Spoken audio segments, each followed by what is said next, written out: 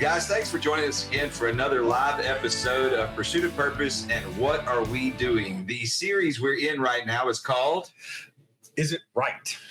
I'm Rob. I'm Chuck. And we got two special guests with us today. I'm going to let them introduce themselves. I'll let the guest that is coming in remotely introduce himself first. He's a friend of the show. We've interviewed him. A lot of you in the audience probably know him. Go ahead. Richrd James, back again for a nice conversation. Richard, what do you do? A combination of fitness, helping people preserve their strength, especially as they age, and helping with education through my book series and movie and products, Adventures of the Elements. Very good. Very good. So he's a fitness expert, and he's all about educating people about health and wellness. Now, in the studio, we have another very special guest. Introduce yourself. Hey, my name's Jonathan Bottoms.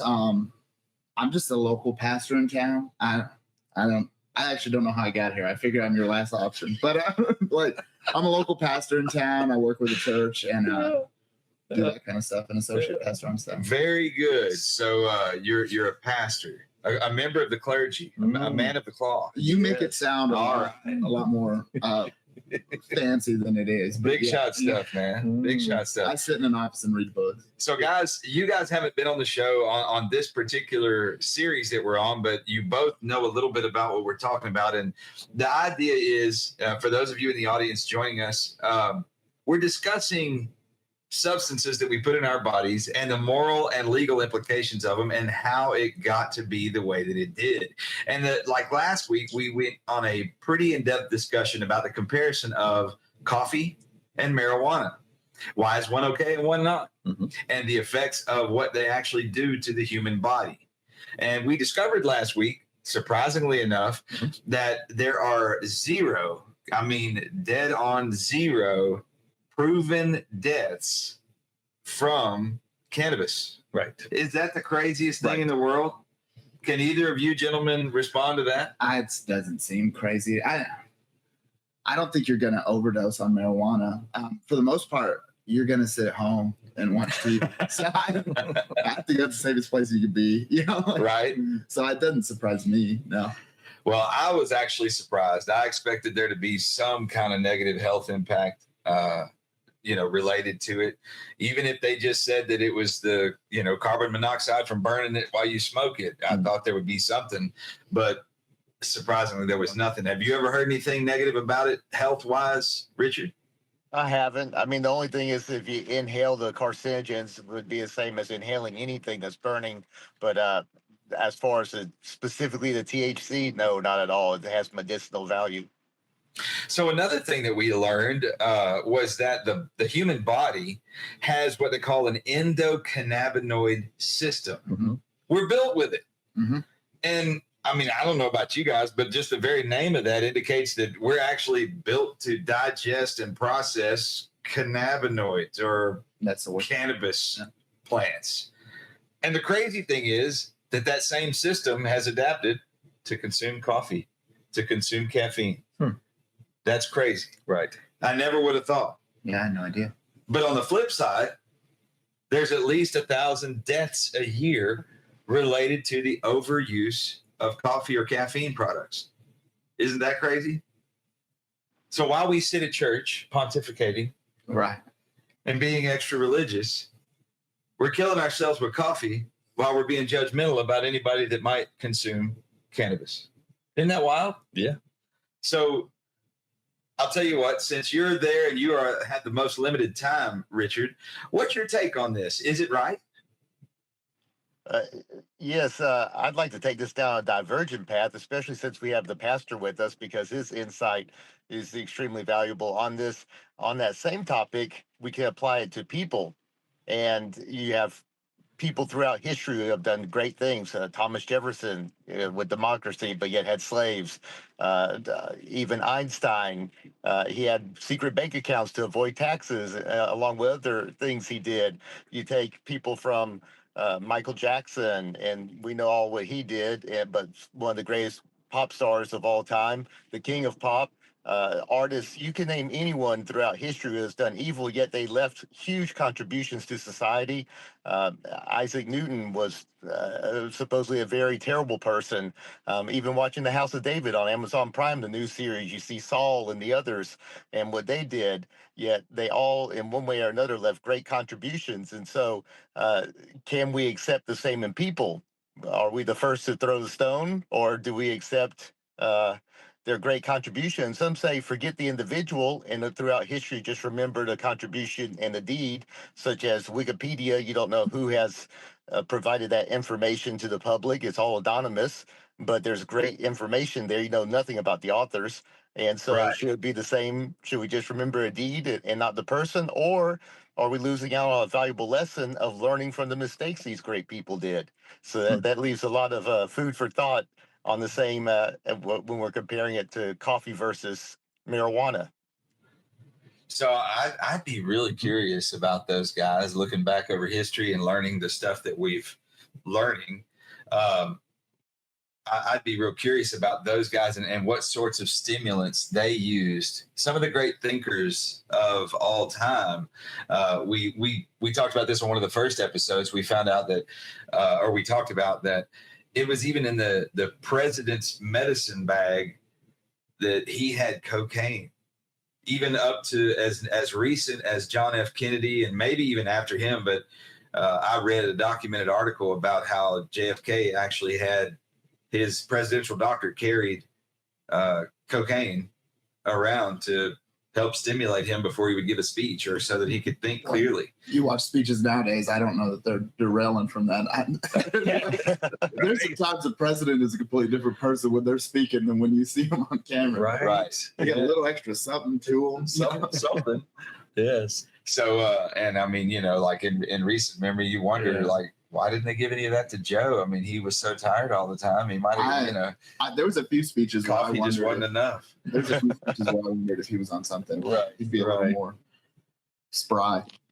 So we have this idea, and maybe this is just revisionist history, and I appreciate you referencing those things, Richard, because we had this idea that a lot of those folks were purists in some form. They were so passionate about what they were studying and all those things that they would never have brought in anything like a stimulant to promote whatever genius they were trying to incarnate. But that's not perfectly so. We know that going back, even if you study antiquity, and I know that everybody on the call here today has had some level of interest in learning about who were the people that came before us. Man, they were always into various types of teas, or they had these rooms that would go into where maybe they had opioids and stuff that mind altering, and so. Were those just acceptable things at the time? That's just what certain groups of people did, and we enjoyed the product that came out of the room. Right. I don't know. So for us to basically have this very almost inexcusable divide, if you say, oh nope, you can't. You can only be one or the other. You can't be both. Right. Are we limiting what we could actually get from the use of certain things as a people? Because we are, we're naturally susceptible creatures. So if we're not taking in everything we can naturally, are we actually seeing our fullest potential? That's fascinating. This is the argument I've used to try and convince my wife to let me do steroids. I'll tell you what, it doesn't fly. It doesn't. But honey, I will imagine how I will. Imagine what I could be. Yeah. Now, of course, we have an expert trainer on the call today. He's like, "Don't put that in your body." I'm trying to tell you, Pastor. Yeah, no, it's a. Well, listen, he has a valid point, because both steroids were invented to help people with muscle atrophy or bone loss or cancer. So again, you have good or bad, just like you're discussing with the coffee versus the marijuana. So steroids falls under the same discussion. Yeah, and so much of what we consume or utilize as humans was invented or created or refined with great intentions. Mm-hmm. But we are the problem. We have a tendency to take hold of and pervert almost anything. And like, I'm no Bible scholar, but one of the verses in the Bible that sticks out to me, and maybe you can help pinpoint where it's at and elaborate on it a little bit, but it's, use everything without excess. Don't be excessive in anything. Yeah, it's so where you're getting at is from like First Peter. Yeah. He talks about all things are allowed, but not everything is beneficial. You know, and it's this idea that everything needs to be used within moderation. Yeah, that's the thing. Yeah, moderation. So it's like, you know, you could say the same thing about sex. Sex is great when we use it the right way. I'm a fan. Yeah, I'm a big fan. But you know, us humans, we couldn't just rest at that. You know, the Bible talks about sex a whole lot. But here we go. We can't rest with it. We got to make porn. We got to make it. We got to do all kinds of weird stuff with it, you know. And I mean, it's crazy. Look at money. Money's the most talked about subject in the Bible, right? But when you just take the money from being a tool to being the thing that you lust after, being the object of your heart, it becomes a problem. So most any of these substances, like the coca plant or cocaine or marijuana, you know, cannabis, they have positive uses, but we are the problem. Right. So I'm going to ask you, Richard, this is a crazy question. I go to the gym. I'm not an expert, okay, and I'm learning, and that's actually where I got to know this guy next to me is at the gym. I'm not going to advertise for the gym, but at a particular gym in our area. And when I go there, so oftentimes you smell this, or I smell this very pungent aroma of what can only be described as a cannabis substance aroma. It's loud in there. And it's extraordinarily loud. And I'm curious, Richard, about how is it, and I don't know, I'm not an expert about it because I've lived a sheltered life in this aspect. I've never used marijuana, still haven't, of any kind. How is it that they can utilize that substance and still have the energy to go in there and work out? Yeah, from what I understand, I've never used myself either. It calms some people down and they can center their mind to focus on the lift without so many distractions infiltrating their focus. And then for others, they actually get a little bit of energy or focus and productivity from it. While some people, when they take it, just want to sit on the couch and eat. So I guess it depends on the individual. That's my only speculation. Well, and I have an observation. Yeah. I'm there. And this will go into what I talk about later. But if you notice, so I'm in the gym and I like to work out. Yeah. It's a thing I like to do. And I'm about pushing limits, achieving numbers. But here's the thing I've noticed. And not everybody's I've delved in the realm of that kind of thing. But the people in the gym who smell like weed are probably not the physical specimens you're trying to achieve. Okay, so while they may be real calm, I have to wait 45 minutes for them to finish 3 sets, you know, and they're while it may make you a little more calm, I don't think they're the best they can be. Right. They're not strong, they're not big, they're just there. Not the aspiring they're in people, my way. I'd like to put a request out there. And I love anybody who aspires to become more and go, be disciplined and work out and everything like that. So I love you all. Keep doing what you're doing. And if you want to, use cannabis before you go do that, more power to you. But if I could make a request of you, please eat it. Don't smoke it because I gotta smell it when you smoke it. Yeah, and that smell for somebody who doesn't use it, it is strong. I mean, it really is strong. And they think that nobody knows it. I really think they think that. Like they're like, oh, nobody knows. I just blaze it up in the car. You go to the little ab room sometimes, and I'm like, I'm gonna get a contact high. Yeah. Yes. They're not hiding that from anyone. Right. Right. And maybe they're not trying to hide it. I don't know. But I know that they're not hitting their abs like they should be. Right, right. Not when they hang out on the machine for 45 minutes. We're not minutes. trained into failure. Right. So, Richard, I don't understand how all those professional football players and all use before they play football. So same type of situation. Yeah. I don't get it. Well, maybe we'll ask some of them, the new team we've got here in Beaumont, they're friends of the show, and we could probably pry some of them to come on the show with us live and talk about it. A lot of the pro guys, they're tested, so they're not allowed to actively use, I guess. I mean, I don't know how it works with weed, But I don't trust those tests. I mean, you know, I'd be curious to know how that affects their performance. But I know your time is limited, Richard. Is there anything that I mean, how much time do you have left right now? I'm about at the end, so go Is there ahead anything with your that thought. you'd like to say? Any message that you'd like to give before you have to get off the air? Oh, concerning the good and bad, doing what's right? About all this discussion about it, you know, is it, in your view, and with your line of work and with your convictions and character, is it wrong to use substances like marijuana? Is there moral implication from your end?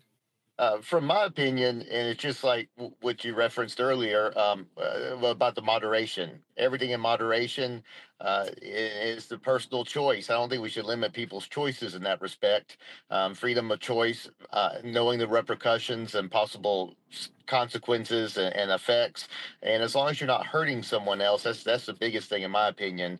As long as you're doing no harm to anyone else or society, then what you do in private, I've always been more the mindset that's what you do as long as it doesn't carry over to negative actions on your part. Yeah, so I don't think it's a natural plant. You know, God provided, and it's on the planet, and there is medicinal value to it. So, I mean, if you're over there doing meth, that's a whole different discussion. But when it comes to marijuana, yeah, I'm pretty much I'm like you. I hate the smell of it, so don't come around me. Do edibles or something. But yeah, if that's what you choose in your free time, then that's your choice. Well, we really appreciate having you on here. Yes. We consider you to be a intelligent guy with a lot to offer. We love your book series. We encourage everybody in the audience to check it out. Tell them again the name of it. It's Adventures of the Elements. He is a great guy. He's got some great content in those books. They're very educational. And if y'all need someone to help keep you on track and beat you into shape, direct you into shape, y'all get with Richard James. He is an asset to our community. Thank you very much for being with us today. And hope you have a great day, and we'll have you back on soon. Sounds great. Thank you, guys. Have a good one. All right. Bye. Thank you. Bye-bye. Bye-bye. All right. All right. So here we are. Now, this is an interesting discussion, and I hope we don't get you in any trouble with your fellow religious leaders. I'll get some emails, but we'll be all right. But we would love to hear. So, the church, right? You're a leader at a church. Sure. You don't have to name the church if you're uncomfortable with that, but I would like to know the denominational aspect of it. Are you in a denomination? Okay, so our church is called Christian Fellowship. Okay. I'm a very transparent person. So anything I say on this podcast, my church has heard. Okay. From the pulpit. I have no issue with that. Sometimes possibly to a fault. But no, our church is Christian Fellowship. We're non-denominational. Okay. I grew up Assemblies of God. In Colorado. Oh. So not Southern Assemblies of God, more like Midwest, Northern. If you don't know, that's a different animal. But yeah. No kidding. But I grew up Assemblies of God. Our lead pastor grew up Assemblies of God. If you look at our church bylaws, they're eerily similar to Assemblies of God. Okay. So we have Assemblies of God roots, but we're a non-denominational church. Okay. And so yeah, we're just a church located in Beaumont, over on the West End. Just doing our thing. Yeah. How long have you been there? Sorry. That's okay. Yeah. I got hired in 2016. So in 2016, I was like 22, and I got hired as the children's pastor on staff. And I served as the children's pastor for about 7 years. And then I moved positions. So now I'm the associate pastor, and we're wearing a lot of hats right now. I'm running the youth group. I'm running our community ministry, and I fix sinks. Nice. The associate pastor just does what needs to be done. So I've been that for about 3 years. So I've been there 10 years total, or 9 years total, working towards 10. Good deal. Wow. Yeah. And you look so young. Right. Well, like maybe 23. Well, thank you very much. No, I'm 30, and I'm feeling every bit of Yes, For some reason, when I turned 30, all of a sudden, my body just started giving up. Like I wake up in the morning, I'm in pain for some reason. You know, I grunt a lot more when I sit down. Welcome to adulthood. Yeah, I don't know what happened. Yes, yeah. Wait, we may start talking about some of those ointments, you know, that get a little confused. I don't know. Yeah. Well, speaking of, let's go back to your Colorado days. That tells me then, if I kind of follow the math, you were there when this state started its decade-long push toward legalization. 100%. And obviously involved with the church and various things. And so you kind of had a front row seat to a lot of the publications and even probably discussions and debates among the believing community, then the more legalizing community. Is there any insight, anything you can go back and tell us? Because we don't have that here, but I know your state did. So it was a fascinating thing. Like when I remember the real big, now the push was happening for years, but I remember about the time I was at high school where it really started to, like, all of a sudden, like, medicinal stores started popping up. Like there was more than Starbucks. Like they were everywhere. You know? So it started out as medical. It started out as medical. Okay. Now, it wasn't hard to get a medical card. You know, like it seemed like everybody had one. But no, it was very much a thing. I remember in high school on April 20th, 420, they would go up to CU Boulder and they would just put a haze over the campus, and it would be interesting where all of a sudden on that day, like there was a few teachers who were missing. It was a very thing, but and on that side, I grew up in the church. Okay. My father was a pastor my whole life. Okay. I grew up in a church, very conservative, spiritually, very conservative, politically household, but I grew up in a town where it was very much like a thing. And so yeah, I had a very unique experience of growing up in this atmosphere, to the point of when it started, when I moved to Texas, and weed's not legal here, but Delta 8 is, and it's the same thing. It's the same thing. When it started getting legalized, I got to see Texas pushing through this, like, now you can walk in a store and just buy it. It's at a gas station. And it was just interesting to watch another state go through what had been the marijuana debate was a very common thing for us growing up, and Colorado kind of spearheaded. There was a few states that spearheaded that debate, and Colorado was one of them. So as a church, and obviously y'all were involved, and you have other, fellow students, they probably had, if they didn't go to your church or your type church, they probably went to their own versions. And so from those assemblies, from those communities, those congregations, if you will, what was the discussion like? The church. So here's something that's unique. This is what's beautiful about the church is if the church clings to orthodoxy, to scriptures, every church you go into in town, we have the same book. That's right. We're working off the same guidelines, the same. And while we may disagree on one or two things, which is how you get denominations, we're working on the same book.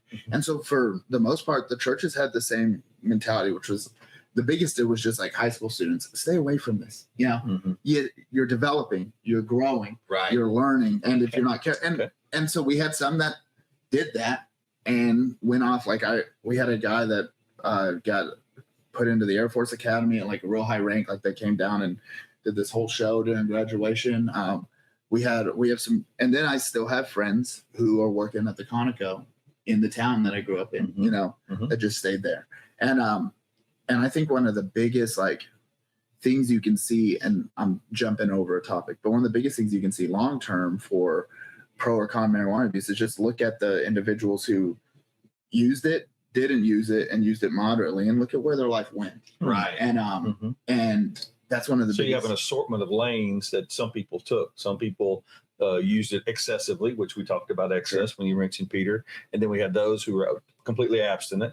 And then you had those who just basically had more of a moderate use, and now their outcomes are almost measurable. Oh yeah, very much so. I mean, it's been, I'm gonna show how young I am here, but I graduated school in 2012. Yeah, sorry. I know. I hate to do it too. Man. So 12 years, but as I rub my bald head. I can only be as old as I am. Lift my arm that high. For what it's worth, I'm the oldest I've ever been right now.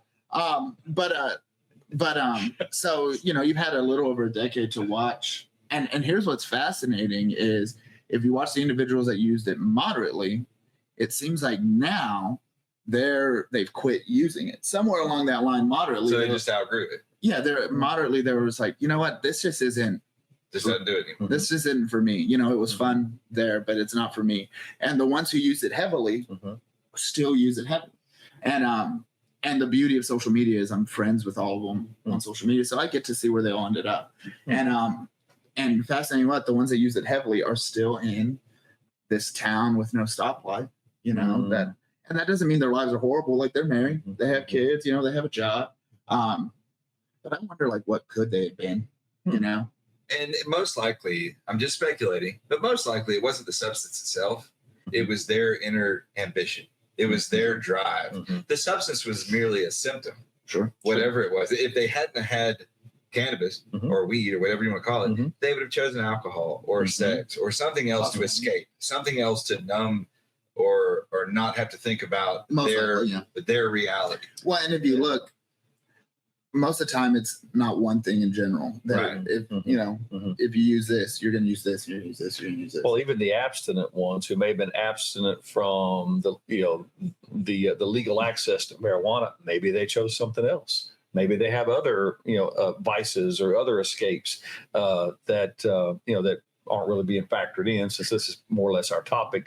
But I find that consideration, especially from a mental health standpoint, is it comes in the office all the time. And obviously it's usually not our two subjects of coffee or marijuana. It's something else just because of access. But the prerequisite is there. The character is already there. Well, and if you really want to dive into a rabbit hole, look at men who play video games for 8 to 10. Exactly. That's the same thing. That was, I have the same wiring as my family. And so we grew up, we didn't do that kind of stuff, but when things are really bad, I'll disappear into a video game, and so I have to make an active step of like pulling back from that, because this isn't I'm not self-medicating with a video game where I don't have to deal with the outside world. We're going to address the problem. Yeah. Deal with the outside world. Very good. And you can play video games occasionally. I have a big gaming computer. We were talking about it before the podcast started.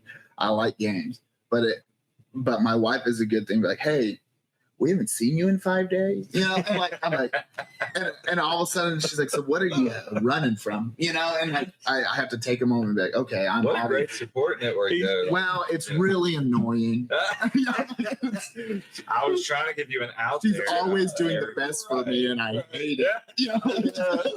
Jonathan becomes his own version of stink, just like the gym. Like, I tell you what, honey, we can even now we're smelling. Yeah, there's the plates on my desk, and like it's and so like the roaches are coming out complaining about the variety. We're needing something extra. So. Right.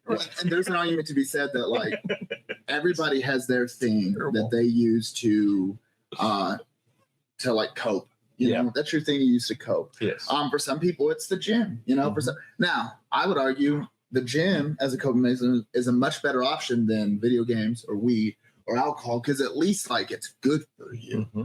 Unless you're roiding it up and addicted to it. Well, I'm not there yet. My wife won't let me. She said I can't. But like I said, she's always trying to take care of me. But just let him enjoy himself. Yeah. How hard is that? She's like, I like my car. I like the roof over my head. I'm the least politically active person in the world until my wife starts telling me something's bad for me, and then I'm like, I thought this was America, the land of the free, the home of excess. But so it's a coping mechanism. But let's just jump into it from just let's just talk about a spiritual aspect, spiritual standpoint, which is this: can you smoke weed and be a Christian? And this answer will be different depending on who you ask. That's right. Depending on what tradition they've grown up from, depending on what theological, whether they're more conservative or not. This is what I can say is this, and I use the same argument with alcohol. Nowhere in the Bible does it say if you smoke weed, you will go to hell, or you can. And I don't even like to use the go to hell. You can't be a member of the kingdom. Now hell and heaven is where it ends. Right. But if you smoke weed, you will go to hell. It doesn't say that. It doesn't say if you drink a beer, you will go to hell. But what it does say, like let's look at the alcohol, is if you are drunk, if you drink to excess, if you're a drunkard, if you get drunk, that limits you from the kingdom. Right. Yeah. And so I like to view this in the same mindset, which is this. Can you be a Christian and smoke weed? Some people would say no. I would say maybe. Yeah, probably. You know, if you can drink a beer and be a Christian, then you can smoke weed and be a Christian. Okay. But here's my question is, oftentimes we view following Jesus as, if I do this, can I go to heaven?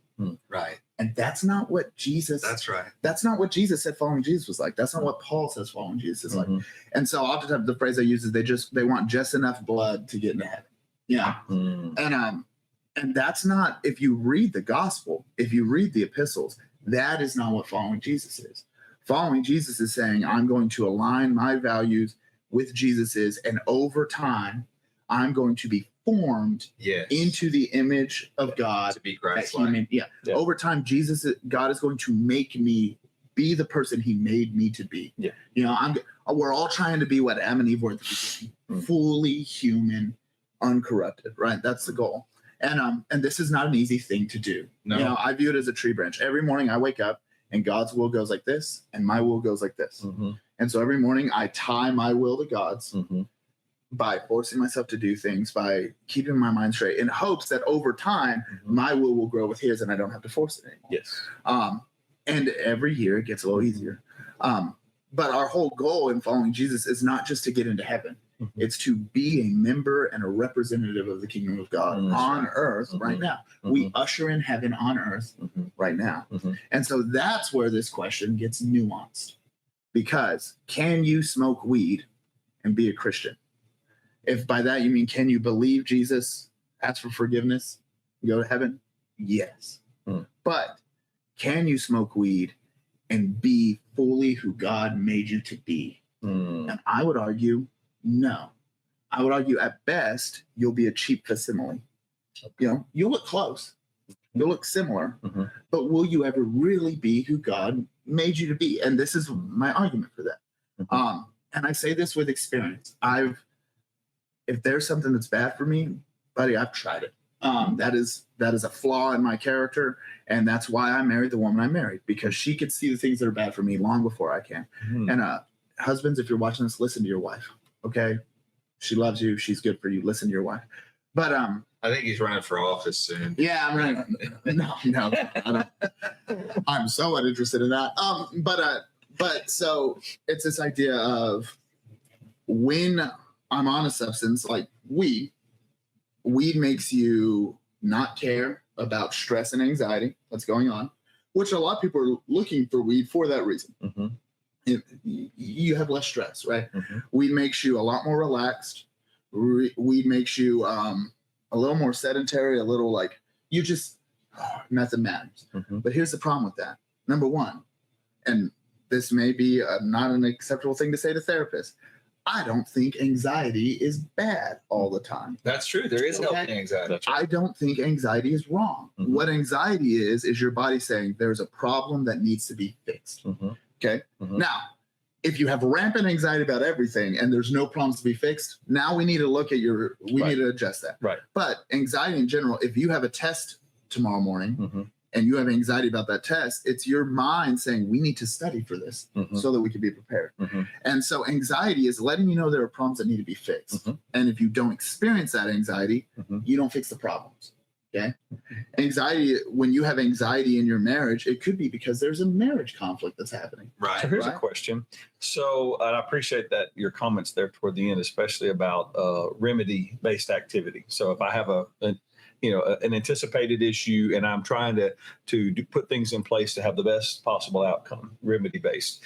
And I think that's fine as far as being driven. We kind of promote that as far as, in our growth activities that we help have with folks. However, are we saying, and I'll leave it as a question. I have my own answer. I want yours and Rob input as well. But are we saying as people, definitely children of God, that we are to completely exempt ourselves from relief behavior? Remedy or relief, or can there be remedy and relief behavior? Okay. You want to go first? No, you go ahead. Okay. I take antidepressants. Okay. I take them every night. All right, every night, allergy pill, 15 milligrams of Lexapro and vitamin D. Right, that's my cocktail success. Write it down. But the reason I do this is because I have a chemical imbalance, and if I don't take my Lexapro, I'm a horrible husband. I'm a horrible father. I am mean, right? Because everything is a big deal to me. So, and we run into this in the church a lot, where people will stop taking their medication because they feel guilty for taking it, and then they're crazy, and and then they'll get back on it, and then they feel guilty. Taking something to help you is not wrong. It is good. I believe God gave me antidepressants so that I could do my job, because the other option was die, right? Like those were the two options, and I weighed them heavily, and so but once again, my wife got in the way, and so we'd rather you be alive. Yeah, John. My wife did too, apparently. So we wouldn't get on medication. So no, I don't think it's wrong to take medication, and I don't think it's wrong to give yourself relief at times. No. I don't Well, you mentioned the gaming, and there's other things like that, and a lot, sometimes we go fish, but I don't fish to eat. I fish to recreate. Sure. I don't live it as a lifestyle. No. From 4 months out of the year, my wife and family don't see me. I'm in the woods hunting deer, right? And my wife will be like, well, you care about deer more than me. And I'm never going to say yes to that. But I really care about deer, and so but my wife allows me that time. Yeah. And part of that is because my job you carry burdens. Yeah. And I need time to just get out in the middle of the woods and process all that and think about all that and maybe shoot a deer. Usually not. I'm a horrible hunter, but I process that and I think about that and I get there, and that is a relief to me. And when deer season ends, I have to figure out how to deal with this issue. That's why Friday I went and walked through the woods. Looking for deer antlers. So no, I don't think, and there's times I play video games because it gives me a distraction. The problem is you have to watch yourself in, am I doing this too much? Is this becoming a problem? And here's the deal that people we get back to weed is oftentimes people will get high to avoid the anxiety and the stressors in their life. But because they're high, they're not doing anything to fix the anxiety and stressors in their life. So every time they get sober, those anxieties and stressors are still there. So they get high again, so they don't have to influence them. Right. And it's a cycle. So the concept is escapism, and that's the problem. Sure. Anytime we indulge in the activity or the behavior habit of escapism in any way, it's wrong. Right. Because we are responsible to deal with the triggers. Yeah. And that can be your cell phone, that can be television, that can be it can be any sorts of things. Now, I have the opinion that weed is extra good at getting you trapped in that. Because while you're high, everything is a lot funnier. Everything is a lot more enjoyable, and our whole culture is built around self pleasure, right? How much money do we spend on entertainment as Americans? We brag that an 8-episode series costs $2 million an episode. We look for that as Americans. Our lives are too good, so we look for that. Right. And I think I think there are some things that have a much more dangerous way of hitting that relief valve than other things. And I think you need to be very careful about how you sort those. Okay. And so it gets there. Not only that, but I don't think this is something that's just an us thing. I think this is something that's been in scripture throughout. If you go and look through scripture and type in the word, go to BibleGateway.com and type in the word sober, and look. And regularly it says over and over, Paul tells his people, it says in probably everywhere, be sober-minded and pay attention because the enemy is looking for you. Be sober-minded and be watchful because your flesh is coming for you. Be sober-minded. And here's the deal, I don't think they were smoking weed, but substance abuse is nothing new. The Egyptians were making beer before we had refrigerators, right? So obviously this is a thing that shows up, and it's been a thing through human beings look for substances. I also think it has to do with being vigilant and being alert. It's not just about not having a substance, but it's about being focused and aware of yourself and your surroundings. Sure. Yeah. And of course it can apply to putting a substance, a mind-altering substance in your body. Sure. But I also think there are other interpretations to 100.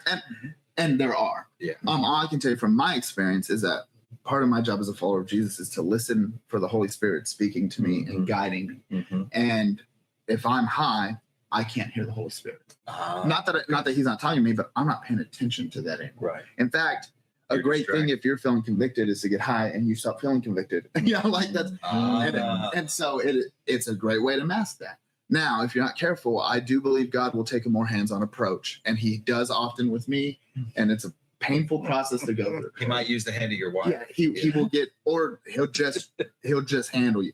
And it's never, that seems to be how I learn. And I wish I could figure out a better way, but you can't hear the Holy Spirit. Not only that, but what's one of the big, do you guys know the three enemies of the soul in scripture that they talk about all the time? Tell us. The world, the flesh, and the devil. Okay. Right. That's the three enemies of the soul. The devil, we can't really do much. He's always going to be there, right? Like the enemy's always there, whether it's the powers and authorities, systems, human systems that are developed, spiritual systems that come in and try and pull us further away from who God made us to be. That's all there. You can look around a room and see that. But then we have the world, which is the influence that the world is. They preach a gospel. Right. The world preaches a gospel that says you'll be happier if you have more money, more stuff, more things, right? And then the other one is the flesh, and that's you. Like that's me, right? And here's a fascinating thing with marijuana is when you are high, number one, fighting the world is hard because everything's very convincing when you're high. You can fall into some conspiracy theories, man. 3:00 in the morning on YouTube, they'll convince you about anything. And your flesh, you want to talk about your flesh, your flesh wants to consume. It wants to eat, it wants to drink, it wants to have sex. And when you're high, monitoring your flesh is a much tougher thing to do, right? The go-to joke with marijuana is you eat a whole bag of, you eat everything in your kitchen. Well, spiritually, that's a problem. And if you were to look at the spiritual, the biblical authors, and you would say, I have a physical body and a spiritual body, they wouldn't understand that. To them, it's the same thing. Your physical and your spiritual are intertwined. They go together. Yes. That's why I exercise, is because a healthy physical body leads to a healthy spiritual body. That's the reason why I watch what I eat, because one of my vices, if I'm stressed, is I will eat past the point of being full. I have had the manager of Yuka Sushi in Nederland shake my hand. That's not a great bragging point. But like this, and when you're high, denying your flesh and saying, no, I'm in charge of my body, it's not in charge of me, becomes much harder. Yeah. Denying the world becomes much harder. So if anything, you're stacking the cards against you that you're going to be able to fully be who God made you to be, because now you're making it much harder to say no to your flesh. Yeah. You're making it much harder to say no to the world. You're making it much harder to say no to the enemy. Okay. Right. And so that being said, can you go to heaven and smoke? Maybe not. Yes. I'm going to say probably, but can you be who God made you to be? No. Can you pursue your purpose? Yeah, exactly. High all the time. Yeah. And that's, our goal is not to get to heaven. Our goal is to be heaven on earth. We're be the representation. We are the kingdom of God. It's a hostile takeover, one house at a time. And that's what we're doing slowly through inviting people into our homes, showing them how we live, eating with them, and saying, "Hey, there's a better way to live. Being a witness. Follow me." Yeah. And well, that's great. We're going to draw the show to a close because we're actually far beyond our. I can run long if you. But you've been a great guest, a great contributor to the show. I know he's already left for today, but big thanks to Richard James. Yes. If you guys get a chance, check him out. And a huge thanks to you, Jonathan. And if you guys are out there looking for a church home, give them an invite. Yeah, check us out. I wouldn't say we're anything fancy, but we're a great group of people who love God and love each other. And would you say that your congregation is a warm and inviting congregation? Yes, to a fault at times. People come and be like, "You're almost too nice." Where would they find you? Where's the physical location? 3950 Point Parkway. We meet Sundays at 10:30. You can go to our website, christianfellowship.church, and check us out. But if you're looking for somewhere, regardless of how you look, what you do, if you're looking for somewhere to just be accepted into a community and figure out what this Jesus thing is about, we're good for that. So if you stink like weed and you want to go to church on Sunday morning, go check them out, guys. And if you don't stink like weed, go there too. Yeah. But they're definitely, based on Jonathan's talk with us today, they're not gonna send you to hell just because you might have partaken of something the day or night before, or even possibly that morning. So I think that's a beautiful thing. Yeah. And we really appreciate you coming on Yes. today and contributing to this Yeah. discussion. We'd love to hear more from you in the future. And we may invite you back and do a little interview with you about your story. I hope I didn't talk your ear off. I can talk for a long time. It's part of the job. Well, guys out there, thank you for being a part of our audience today. Thank you for allowing us to become a part of the pursuit of your purpose. I'm Rob. I'm Chuck. And we've had with us Jonathan Bottoms. And we hope to see y'all again next Tuesday at 10 o'clock for another episode of What Are We Doing? And Is this right? yes, y'all have a great day.